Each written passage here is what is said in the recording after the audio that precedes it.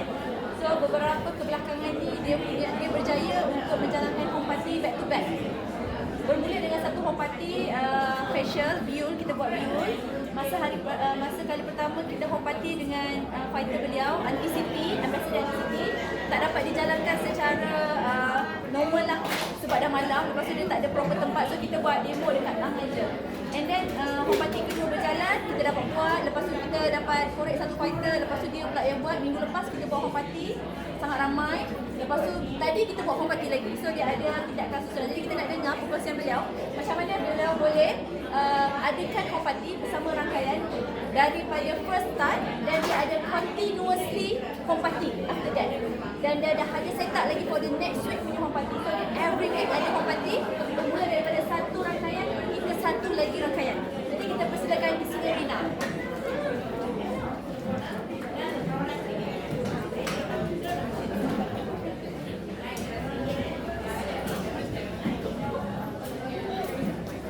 Assalamualaikum, selamat pagi.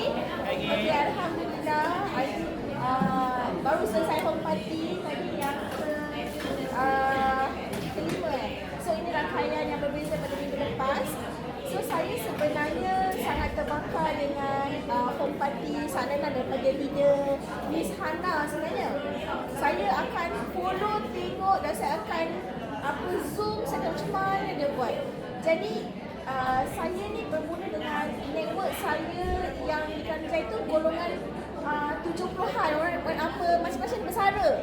Jadi dia sangat terbakar dalam grup yang orang boleh pergi buat sharing rumah ke rumah.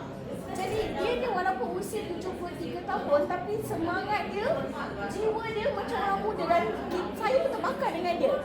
Sebab dia boleh ambassador dengan orang kata dia punya sistem follow up dia kat handphone tu sangat konsisten.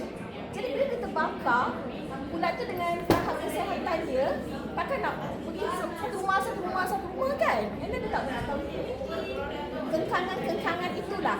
Jadi saya cakap, Aunty, why not you gather buat makan-makan kat rumah.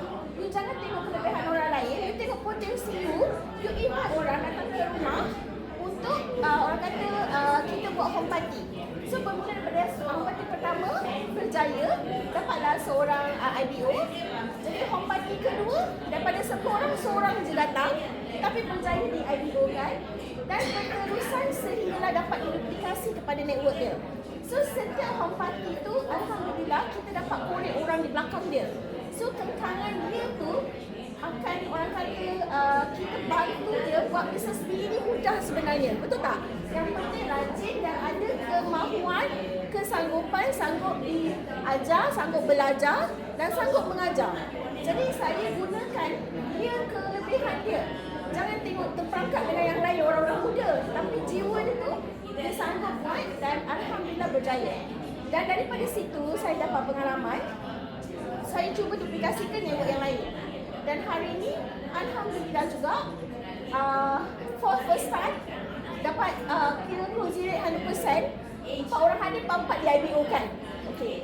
So kat situ saya belajar daripada downline saya ni, dia kenkangan mata dia rabun malam kalau datang weekly meeting.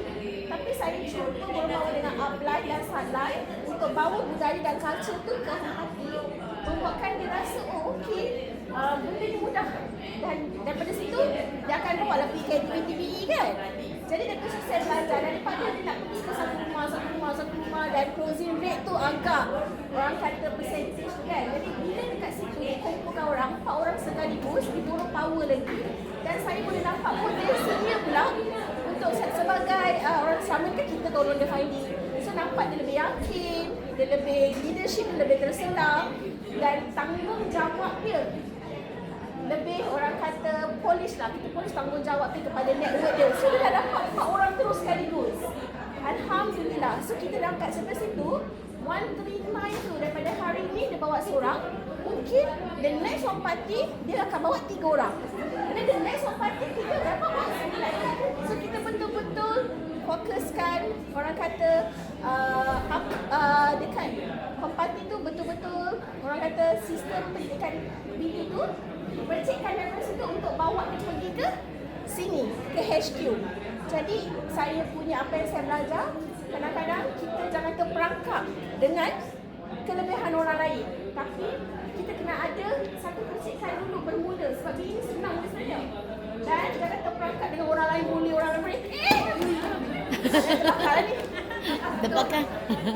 Pun baru yang Daripada orang lain boleh tapi kita lupa kelebihan yang kita ada sebenarnya. Yang kita boleh, orang kata duplikasikan kepada network kita. Selama ni kita tunggu apply. Tapi dengan home party ni lah, daripada takut-takut saya sebenarnya tak ada keyakinan pun bawa biul.